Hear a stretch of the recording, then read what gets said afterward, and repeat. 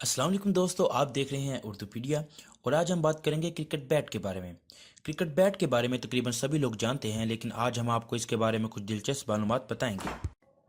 ابتدا میں cricket bat hockey کی شکل کا تھا، لیکن کرکٹ بیٹ کی شکل میں سب سے پہلی تبدیلی 1624 میں آئی، جب ایک بیٹسمین نے بیٹ سے ایک فیلڈر کو گیند پکڑنے سے روکنے کے لیے اپنا بیٹ کا استعمال کیا اور اسی دوران بیٹ اس کے سر کے ساتھ ٹکرایا اور فیلڈر کی موت ہو گئی۔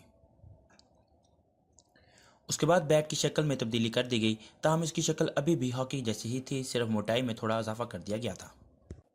اس کے بعد 1770 میں کرکٹ کے قوانین میں رد و بدل کی بنا پر اس کی چوڑائی میں 4 انچ تک اضافہ کر دیا گیا اور انڈر آرم بولنگ ختم کر دی گئی۔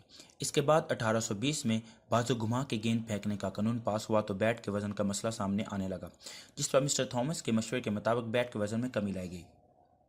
لیکن مسئلے کا حل ابھی بھی ختم نہ ہو سکا۔ کرکٹ کا بیٹ بیت کی لکڑی سے بنایا جاتا تھا، جو کہ گیند لگنے سے اپنی مٹھی سے ٹوٹ جاتا تھا۔ 1930 میں الگ مٹھی نصب کی گئی، جو کہ بیت کی لکڑی کی ہی بنائی گئی تھی۔ مزید اس طرح کی ویڈیو دیکھنے کے لیے ہمارے چینل اردو پیڈیا کو سبسکرائب کیجیے۔ شکریہ۔